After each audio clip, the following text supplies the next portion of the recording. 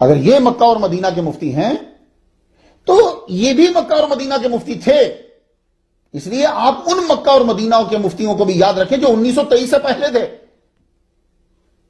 ہاں، اور وہ کسی دھونس اور دھاندلی کی وجہ سے نہیں تھے، کیونکہ ہوتا نا فورس کی وجہ سے کسی کو کسی سیٹ پہ رکھ دیا جائے. نہیں، وہ خدمت کرنے کے لیے آتے تھے. وہ کسی گورنمنٹ کی دھونس اور دھاندلی سے نہیں آتے تھے. وہ گورنمنٹ بھی خدمت کے لیے، وہ مفتی بھی خدمت کے لیے. اب اسن المطالب فی نجات ابی طالب، یہ کتاب سنی آپ نے؟ بہت زبردست کتاب ہے. حضرت ابو طالب پہ جتنا لکھا گیا ہے، میں اگر یہ کہہ دوں کہ وہ سب اس کتاب کے بعد اور اس کتاب کو پڑھ کے لکھا گیا تو میں بے جا نہیں، بجا کہہ رہا ہوں. اسن المطالب فی نجات ابی طالب.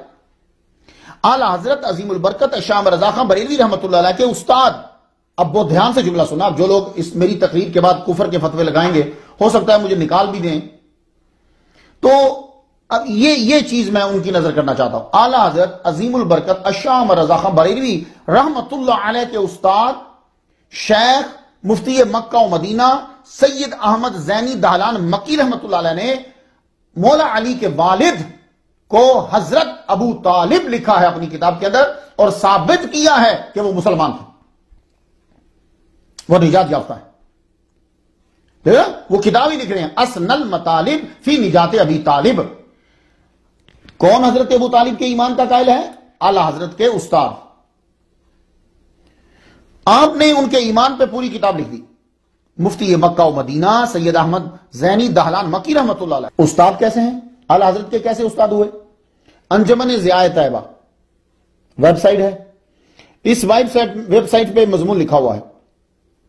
اس میں یہ ہے کہ اعلی حضرت عظیم البرکت امام احمد رضا خان نے پہلے سفر حج میں ان سے حدیث، فقہ، اصول تفسیر اور دیگر علوم میں سند و اجازت لی.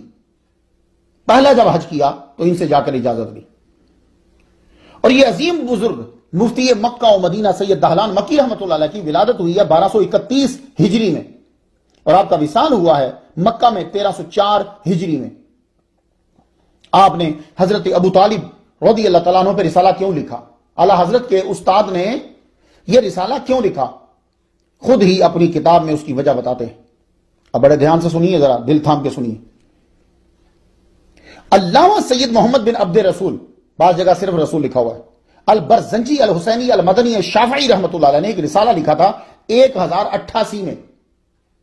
لو یہ بھی تو یار ان کی بھی تو مثال دو، یہ بھی تو مکہ اور مدینہ کے مفتی ہیں اور امام ہیں اور خطیب ہیں، مسجد نبوی میں یہ بھی جمعہ پڑھاتے رہے ہیں. تو انہوں نے کتاب لکھی، ایک رسالہ لکھا حضور کے ابا جی کے، امی جان کے اور حضور کے چچا جان کے ایمان پر. نام کیا تھا اس کا؟ بغیت الطالب. نام یاد رہے گا سب کو؟ میں آپ کو چاہے میں ناقص ہوں پر یہ کوشش کرتا ہوں کہ آپ کو تھوڑی سی تحقیق دے دوں. بغیت الطالب یہ رسالہ تھا. اس وقت چھاپا خانے نہیں ہوتے تھے، نہ کمپیوٹر تھے، ہاتھ سے لکھا جاتا تھا. تو انہوں نے کیا کیا کہ انہوں نے وہ رسالہ لکھا جس میں دلائل دیے بڑے علامہ، آپ وہ پڑھیے گا حیران ہو جائیں گے. تو دلائل دیے کہ حضور کی امی جان مسلمان نجات یافتہ، ابا جی مسلمان، حضور کے چچا مسلمان. وہ لکھنے کے بعد یہ چلے گئے حضور کے روضہ اطہر کے پاس. وہاں ایک صاحب بیٹھتے تھے، وظائف، نوافل، درود شریف، بس ان کا کام ہی یہ ہوتا تھا.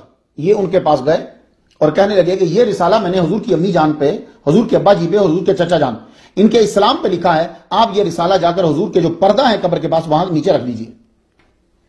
اگر قبولیت ہو گئی تو میں آگے اس کو خشکت کر کے لکھ دوں گا، کیونکہ چھاپا خانے تو ہوتے نہیں تھے. خشکت کر کے پھر لکھ دوں گا، آگے کاپیاں بانٹ دوں گا. اور اگر قبولیت نہ ہوئی تو میں اس کو پھر تلف کر دوں گا، میں لکھوں گا نہیں دوبارہ.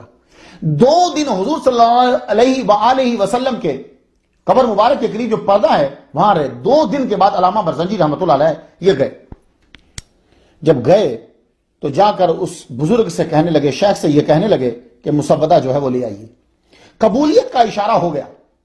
کیا مطلب؟ حضور صلی اللہ علیہ وآلہ وسلم خوش ہوئے ہیں جو میں نے حضرت آمینہ کا ایمان ثابت کیا ہے، جو میں نے حضرت عبداللہ کا ایمان ثابت کیا ہے، جو میں نے حضرت ابو طالب کا ایمان ثابت کیا ہے. حضور خوش ہو گئے ہیں، قبول کیا ہے. تو اس دور کے مدینہ و مکہ کے مشہور خطیب مفتی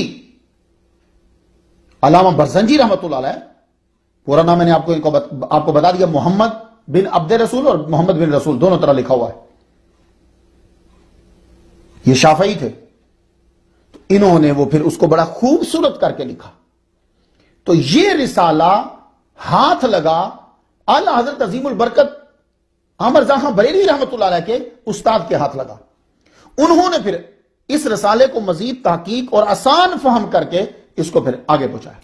تو اعلی حضرت امام احمد رضا خان کے اس عظیم استاد نے اپنی کتاب میں حضرت ابو طالب کو نجات یافتہ تسلیم کیا ہے اور کروایا ہے. اور ایک بات میں اور آپ کو بتاتا جاؤں، جواہر البیان کتاب کا نام ہے، ٹھیک ہے، بہت معتبر کتاب.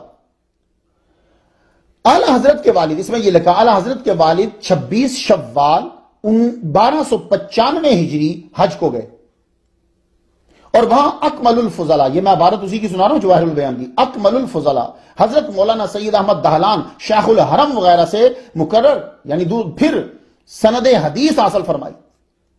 تو معلوم ہوا کہ جنہوں نے اسن المطالب فی نجات ابی طالب جنہوں نے لکھی ہے وہ صرف اعلی حضرت کے ہی استاد نہیں ہیں، اعلی حضرت کے والد گرامی کے بھی وہ استاد ہیں. یہ دونوں حوالے میں نے رضوی سائٹ سے آپ کو دے دی. اب آپ کو سمجھ آئی کہ اعلی حضرت نے کیوں لکھا اپنے فتوے کے اندر فتاوی رضویہ میں. اس لیے جو آدمی یہ صرف بیان کر دیتا ہے کہ جی اعلی حضرت نے ان کو مسلمان نہیں مانا، میں سمجھتا ہوں کہ وہ بھی کہیں کہیں تھوڑی سی ڈنڈی مار رہا ہے. تو آپ خود جا کر، میری ریکویسٹ ہے، گزارش ہے آپ سے، سب علماء سے بلکہ گزارش ہے میری، پلیز آپ ایک دفعہ پھر فتاوی رضویہ کو دھیان سے پڑھیے.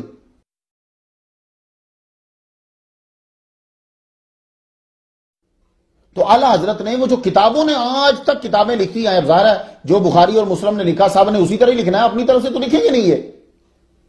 تو اعلی حضرت نے وہ ساری کتابیں، وہ 20,000 بھی ہو سکتی ہیں، 36,000 بھی ہو سکتی ہیں، کہ جو دور گزرتا جائے گا آگے کتاب آتی جائے گی، وہ تعداد بڑھتی جائے گی، بات تو وہی ہے.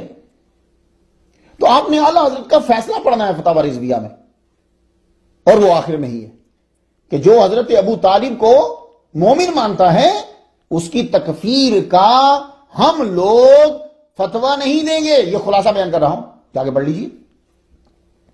کیوں؟ اس لیے کہ اعلی حضرت کے استاد، اعلی حضرت کے والد گرامی کے استاد، انہوں نے حضرت ابو طالب کہا ہے اور ان کو رضی اللہ تعالیٰ عنہ یعنی ان کے ایمان کے قائل ہیں. خانقاہ اشرفیہ حسینیہ سرکار کلام.